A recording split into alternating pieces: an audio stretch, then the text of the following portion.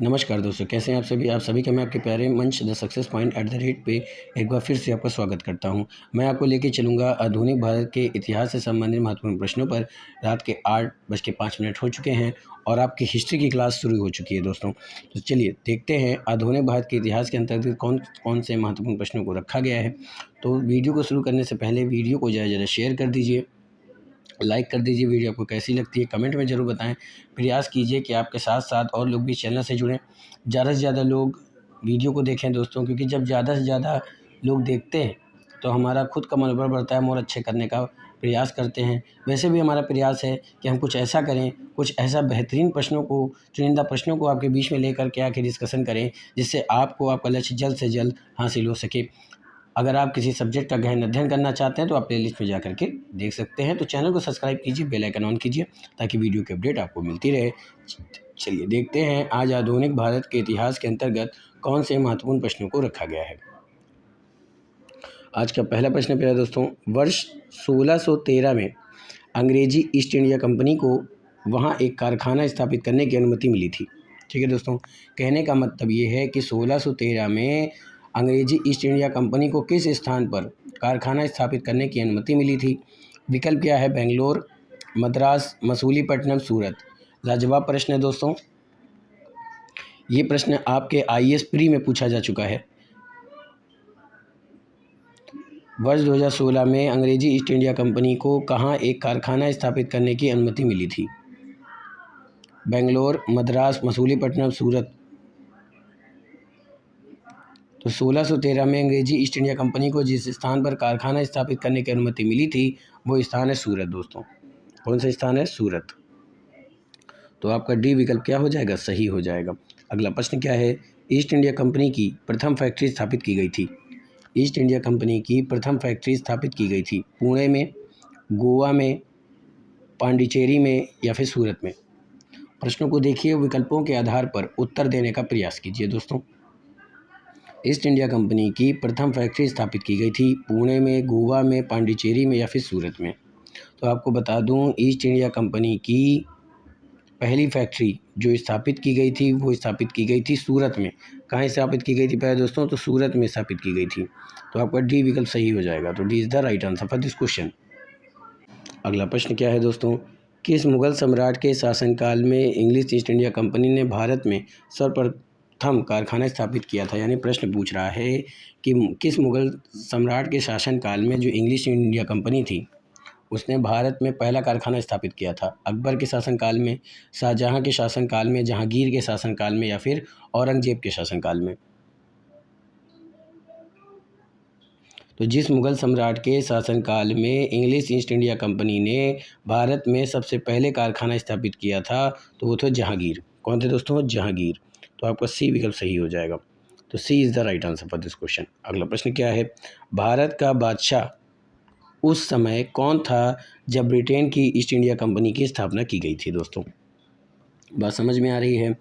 प्रश्न पूछ रहा है कि भारत का बादशाह कौन था उस समय जब ब्रिटेन की ईस्ट इंडिया कंपनी की स्थापना की गई थी? औरंगजेब, जहांगीर, अकबर, हुमायूं।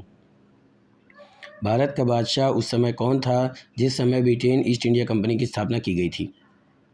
आपका विकल्प क्या है? औरंगजेब, जहांगीर, अकबर, हुमायूं। क्या है? औरंगजेब, जहांगीर, अकबर, हुमायूं। तो इसका सही उत्तर क्या हो जाएगा दोस्तों? अकबर। क्या हो जाएगा? अकबर। सी विकल्प आपका सही हो जाएगा। तो C is the right answer for this question. यानी अकबर उस समय बादशाह था जब ब्रिटेन की ईस्ट इंडिया कंपनी की स्थापना की गई थी। अगला प्रश्न क्या है? कलकत्ता की स्थापना किसने की थी? जॉन सरमैन ने, वास्को द गामा ने, वॉरेन हेस्टिंग्स ने, जॉब चार्नॉक ने। कलकत्ता की स्थापना किसने की थी? John Surman, Vasco da Gama, Warren Hastings, Job Charnock.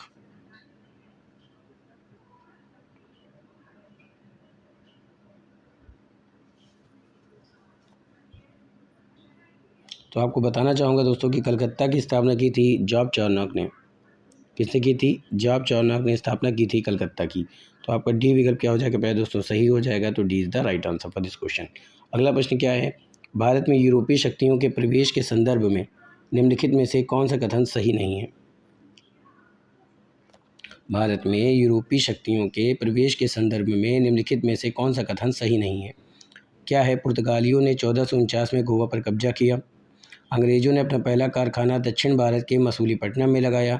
पूर्वी भारत में अंग्रेजी कंपनी ने 1633 में उड़ीसा में पहला कारखाना लगाया था। डुप्ले के नेतृत्व में फ्रांसीसियों ने 1764 में मद्रास पर कब्जा किया था। तो इन सभी में से कौन सा कथन है जो सही नहीं है? यूरोपीय शक्तियों के प्रवेश के बारे में ध्यान से पढ़िए, समझिए और तब उत्तर लगाने का प्रयास कीजिए।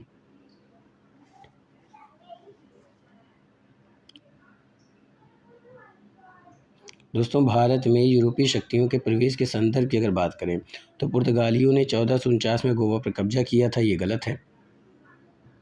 अंग्रेज़ों ने अपना पहला कारखाना दक्षिण भारत के मसूलीपट्टनम में लगाया था, ये सही है। पूर्वी भारत में अंग्रेजी कंपनी ने 1633 में उड़ीसा में पहला कारखाना लगाया, ये भी सही है। डुप्ले के नेतृत्व में फ्रांसीसियों ने 1764 में मद्रास पर कब्जा किया, ये भी सही है। और पूछ रहा है कौन सा कथन सही नहीं है, तो ए विकल्प यानी कि पुर्तगालियों ने 1449 में गोवा पर कब्जा किया था, ये कथन गलत है। तो ए विकल्प आपका सही हो जाएगा प्रश्नों के आधार पर। अगला प्रश्न क्या है दोस्तों कि निम्नलिखित कथनों में से कौन सा सही है? कह रहा है कि आधुनिक कोची भारत की स्वतंत्रता तक डच उपनिवेश था। दूसरा कह रहा है कि डचों ने पुर्तगालियों को पराजित किया और आधुनिक कोची में उन्होंने फोर्ट विलियम का निर्माण किया। तीसरा कह रहा है कि आधुनिक कोची पहले डच उपनिवेश था जिसके बाद में पुर्तगालियों का अधिकार हो गया। चौथा कह रहा है कि आधुनिक कोची कभी भी ब्रिटिश उपनिवेश का भाग नहीं था। तो आपको बताना है कि निम्नलिखित में से कौन सा कथन सही नहीं है। आइए देखते हैं। आधुनिक कोची भारत की स्वतंत्रता तक डच उपनिवेश था, ये बात गलत है। ठीक है दोस्तों, डचों ने पुर्तगालियों को पराजित किया था और आधुनिक कोची में उन्होंने फोर्ट विलियम का निर्माण करवाया था, ये कथन सही है। आधुनिक कोची पहले डच उपनिवेश था जिसके बाद में पुर्तगालियों का अधिकार हो गया, ये भी गलत है दोस्तों। आधुनिक कोची कभी भी ब्रिटिश उपनिवेश का भाग नहीं था, तो ये भी गलत है क्योंकि उपनिवेश का भाग था। पूछ रहा है कौन सा सही है, तो आपका बी विकल्प सही है। तो B is the right answer for this question दोस्तों। अगला प्रश्न क्या है? वास्को डी गामा कालीकट किस वर्ष आया था? विकल्प है 1350, 1498, 1530, 1612। वास्को डी गामा कालीकट किस वर्ष भारत आया था? 1350 में, 1498 में, 1530 में, 1612 ईस्वी में। फटाफट से प्रश्न का उत्तर देने का प्रयास कीजिएगा दोस्तों, क्योंकि ऐसे ही प्रश्न आपको the success point at the rate पे ही प्राप्त होंगे दोस्तों। हमने जो वादा किया कि 500 प्लस आपको क्वेश्चन देंगे, वो पूरा हो रहा है दोस्तों। तो आप फटाफट से शानदार प्रश्नों को प्राप्त करने का लाभ उठाइए। बहुत ही अच्छा मौका है, और लोगों को भी इसके बारे में जानकारी दें ताकि वो भी जुड़ें और वो भी लाभ उठा सकें। तो वास्को डी गामा कालीकट किस वर्ष आया था? तो वास्को डी गामा भारत आया था दोस्तों 1498 में। कब आया था? 1498 में। तो आपका बी विकल्प सही हो जाएगा। तो B is the right answer for this question. अगला प्रश्न क्या है? भारत में पुर्तगाली शक्ति का वास्तविक संस्थापक कौन था? विकल्प है Vasco D gamma, Albuquerque, Bartholomew dyes, George oxide.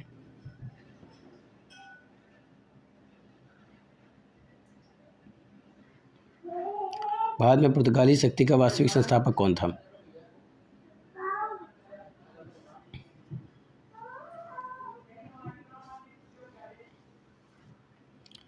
तो दोस्तों, भारत में पुर्तगाली शक्ति का वास्तविक संस्थापक जिसको माना जाता है वो है अल्बुकर्क। किसको माना जाता है? अल्बुकर्क को भारत में पुर्तगाली शक्ति का वास्तविक संस्थापक माना जाता है। तो आपका बी विकल्प सही हो जाएगा। तो B is the right answer for this question. अगला प्रश्न क्या कह रहा है? किन यूरोपीय ने भारत में प्रथम सामुद्रिक व्यापारिक केंद्र स्थापित किया था? विकल्प है अंग्रेज, फ्रांसीसी, पुर्तगाली, डच। किन यूरोपियों ने भारत में प्रथम समुद्रिक व्यापारिक केंद्र को स्थापित किया था? अंग्रेज़ों ने, फ्रांसीसियों ने, पुर्तगालियों ने, डचों ने। दोस्तों, ये मोस्ट इंपॉर्टेंट प्रश्न है क्योंकि ये आपके आईएएस में भी पूछा जा चुका है, पीसीएस में भी पूछा जा चुका है, और साथ ही साथ एसएससी सीजीएल में भी ये प्रश्न आ चुका है। किन यूरोपियों ने भारत में प्रथम सामुद्रिक व्यापारिक केंद्र स्थापित किए थे? अंग्रेज, फ्रांसीसी, पुर्तगाली, डच। तो इसका सही उत्तर है पुर्तगाली। पुर्तगाली जो थे उन्होंने भारत में प्रथम सामुद्रिक व्यापारिक केंद्र को स्थापित किया था। तो आपका सी विकल्प सही हो जाएगा। आगे चलते हैं। तो यहाँ से आपने क्या देखा दोस्तों? किन यूरोपियों ने भारत में प्रथम समुद्रिक केंद्र को स्थापित किया था? तो ये पुर्तगालियों ने स्थापित किया था। तो आपका विकल्प कौन सा सही हो जाएगा? सी विकल्प। तो C is the right answer for this question. अगला प्रश्न क्या है? पुर्तगाली उपनिवेश का प्रथम वायसराय भारत में कौन हुआ? विकल्प है Diaz, Vasco D gamma, Almeida, Albuquerque. प्यारे दोस्तों, आपसे गुजारिश है अगर अभी तक आपने चैनल को सब्सक्राइब नहीं किया है तो चैनल को सब्सक्राइब करें, बेल आइकन ऑन करें ताकि वीडियो की अपडेट आपको मिलती रहे। अपना प्यार, अपना सपोर्ट इसी तरह बनाए रहिए और वीडियो को शुरुआत से अंत तक देखें। पुर्तगाली उपनिवेश का प्रथम वायसराय भारत में कौन था? आपके विकल्प है Diaz, Vasco D gamma, Almeida, Albuquerque. तो प्यारे दोस्तों, पुर्तगाली उपनिवेश का प्रथम वायसराय भारत में कौन हुआ? तो वो था प्यारे दोस्तों अल्मीडा। कौन था? अल्मीडा। तो आपका सी विकल्प सही हो जाएगा। तो C is the right answer for this question. अगला प्रश्न क्या है? पांडिचेरी के संदर्भ में निम्नलिखित कथनों पर विचार कीजिए। पहला कह रहा है कि पांडिचेरी पर कब्जा करने वाली पहली यूरोपीय शक्ति कौन थी? पुर्तगाली। पांडिचेरी पर कब्जा करने वाली दूसरी यूरोपीय शक्ति फ्रांसीसी थे। अंग्रेजों ने कभी पांडिचेरी पर कब्जा नहीं किया। इन तीनों में से कौन सा कथन सही है? पहला, दूसरा, तीसरा, तीसरा, पहला, दूसरा, तीसरा।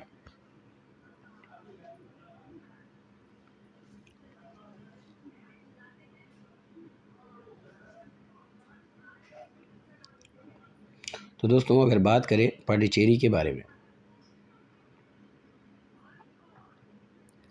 पांडिचेरी पर कब्जा करने वाली पहली यूरोपीय शक्ति कौन थी? पुर्तगाली। तो ये कथन आपका बिल्कुल सही माना जाएगा दोस्तों। अगर बात करें पांडिचेरी पर कब्जा करने वाली दूसरी शक्ति कौन थी? यूरोपी। तो ये गलत हो जाएगा। अंग्रेजों ने कभी पांडिचेरी पर कब्जा नहीं किया, ये भी गलत हो जाएगा। तो केवल पहला सही है। केवल पहला आपके ए विकल्प में दे रहा है। तो A is the right answer for this question. अगला प्रश्न क्या है दोस्तों? निम्नलिखित ब्रिटिश कंपनी में किस भारत का पहला अधिकार प्राप्त हुआ? निम्नलिखित में से कौन सी कंपनी थी जिसे भारत का पहला अधिकार पत्र प्राप्त हुआ था? Levant company, East India company, the English company trading to industries या फिर ओस्टैंड कंपनी?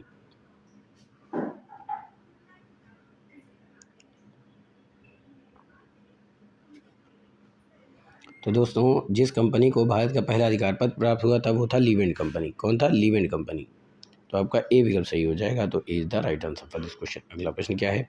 भारतीय व्यापार में ईस्ट इंडिया कंपनी का एकाधिकार समाप्त हुआ था 1793 में, 1803 में, 1813 में, 1833 में। भारतीय व्यापार में ईस्ट इंडिया कंपनी का एकाधिकार कब समाप्त हुआ था? 1793 में, 1803 में, 1813 में या फिर 1833 में? दोस्तों, भारतीय व्यापार में ईस्ट इंडिया कंपनी का एकाधिकार समाप्त हुआ था 1813 में। कब समाप्त हुआ था? 1813 में, याद रखिएगा। भारतीय व्यापार में ईस्ट इंडिया कंपनी का एकाधिकार 1813 में समाप्त हुआ। तो सी विकल्प सही हो जाएगा। C is the right answer for this. अगला प्रश्न क्या है? सन 1765 में ईस्ट इंडिया कंपनी को बंगाल की दीवानी किसने प्रदान की थी?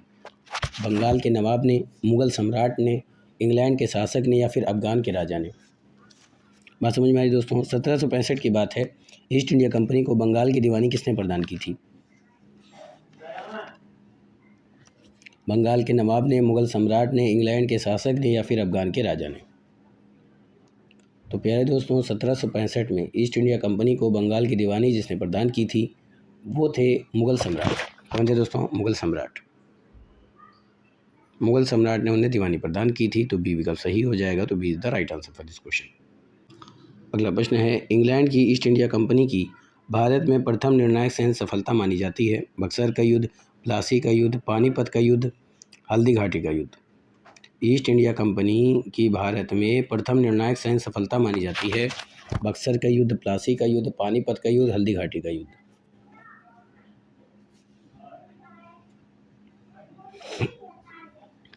तो दोस्तों, इंग्लैंड की ईस्ट इंडिया कंपनी की भारत में प्रथम निर्णायक सैन्य सफलता जो मानी जाती है वो मानी जाती है बक्सर का युद्ध। क्या माना जाता है दोस्तों? बक्सर का युद्ध। तो आपका ए विकल्प सही हो जाएगा। तो A is the right answer for this question. Comment में बताइएगा कि बक्सर का युद्ध कब हुआ था। अगला प्रश्न है, सम्राट शाह आलम द्वितीय ने ईस्ट इंडिया कंपनी को बंगाल, बिहार तथा उड़ीसा की दीवानी प्रदान की थी 12 अगस्त 1765 को, 18 अगस्त 1765 को, 19 अगस्त 1765 को या फिर 21 अगस्त 1765 को?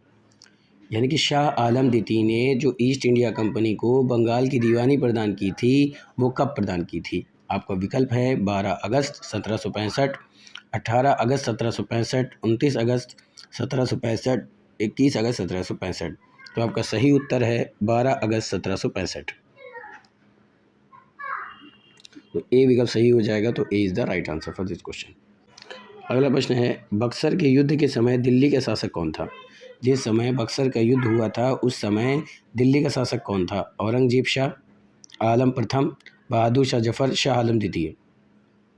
बहुत ही अच्छा प्रश्न दोस्तों। बक्सर के युद्ध समय दिल्ली का शासक कौन था? विकल्प क्या कह रहा है? औरंगजेब, शाह आलम प्रथम, बहादुर शाह जफर, शाह आलम द्वितीय। तो दोस्तों बक्सर का जिस समय युद्ध हुआ उस समय दिल्ली का शासक था शाह आलम द्वितीय। कौन था दोस्तों? शाह आलम द्वितीय। तो डी विकल्प सही हो जाएगा। तो D is the right answer for this question. अगला प्रश्न क्या है, सबसे अधिक निर्णायक युद्ध जिसने अंग्रेजों के भारत में प्रभुत्व को संस्थापित किया था वो कौन सा है? बक्सर का युद्ध, प्लासी का युद्ध, वांडीवाश का युद्ध। सबसे अधिक निर्णायक युद्ध जिसने अंग्रेजों के भारत में प्रभुत्व को संस्थापित किया था क्या है? बक्सर का युद्ध, प्लासी का युद्ध, वांडीवाश का युद्ध, पानीपत का युद्ध। तो इसका सही उत्तर है दोस्तों बक्सर का युद्ध। तो आपका ए विकल्प सही हो जाएगा। तो A is the right answer for this question. तो यहाँ से आपने क्या देखा कि सबसे अधिक निर्णायक युद्ध जिसने अंग्रेजों के भारत में प्रभुत्व को संस्थापित किया था वो था बक्सर का युद्ध। तो आपका ए विकल्प सही हो जाएगा दोस्तों। तो A is the right answer for this question. अगला प्रश्न, इलाहाबाद की संधि के बाद रॉबर्ट क्लाइव ने मुर्शिदाबाद का उपदीवान किसे बनाया था? मोहम्मद राजा खान को, सिताब राय को, राय दुर्लभ को, सैयद गुलाम हुसैन को। इलाहाबाद की संधि के बाद रॉबर्ट क्लाइव ने मुर्शिदाबाद का दीवान किसे नियुक्त किया था? यह आपसे प्रश्न पूछा जा रहा है। तो दोस्तों इलाहाबाद की संधि के बाद रॉबर्ट क्लाइव ने मुर्शिदाबाद का उपदीवान जिसे नियुक्त किया था वो था मोहम्मद रज़ा खान। कौन था? मोहम्मद रज़ा खान। ए विकल्प सही हो जाएगा। तो is the right answer for this question. अगला प्रश्न क्या है, सिराजुद्दौला लॉर्ड क्लाइव द्वारा प्राप्त किस युद्ध में?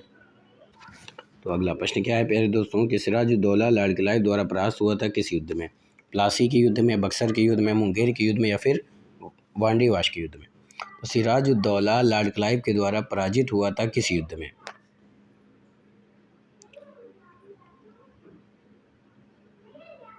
फटाफट से उत्तर देने का प्रयास कीजिएगा दोस्तों। तो सिराजुद्दौला लॉर्ड क्लाइव के द्वारा पराजित हुआ था प्लासी के युद्ध में। किस युद्ध में दोस्तों? प्लासी के युद्ध में। तो ए विकल्प सही हो जाएगा। तो A is the right answer for this question. अगला प्रश्न, भारतवर्ष में ब्रिटिश साम्राज्य के संस्थापक कौन था? Warren Hastings, Lord Amherst, Lord Robert Clive, Lord William Bentinck. Bharatvarsh में ब्रिटिश साम्राज्य के संस्थापक कौन था? Warren Hastings, Lord Amherst, Lord Robert Clive, Lord William Bentinck. तो इसका सही उत्तर है दोस्तों लॉर्ड रॉबर्ट क्लाइव। तो C is the right answer for this question. ध्यान से समझिए कि लॉर्ड रॉबर्ट क्लाइव को भारतवर्ष में ब्रिटिश साम्राज्य का संस्थापक माना जाता है। ठीक है दोस्तों, आगे चलते हैं। अगला प्रश्न है कि प्लासी का युद्ध लड़ा गया था किस वर्ष? 1761 में, 1757 में, 1760 में, 1767 में। प्लासी का युद्ध कब लड़ा गया था?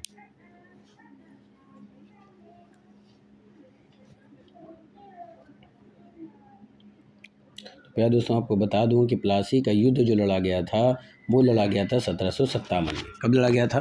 प्लासी का युद्ध लड़ा गया था 1757 में।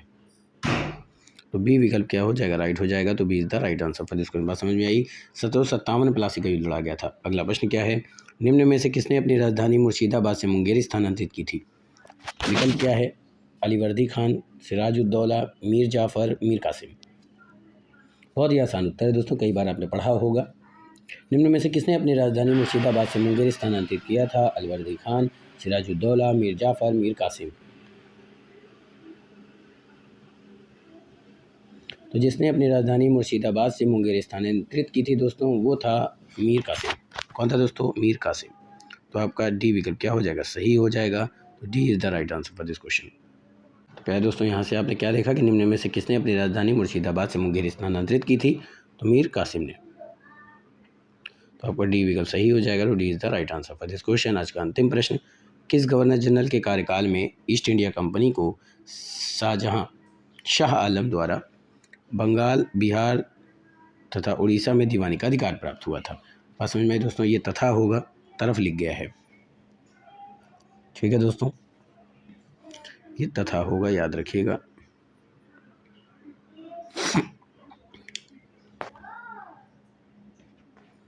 Lord Clive, Lord Cornwallis, Lord Wellesley, Lord William Bentinck. तो इसका सही उत्तर क्या है दोस्तों? तो इसका सही उत्तर है लॉर्ड क्लाइव।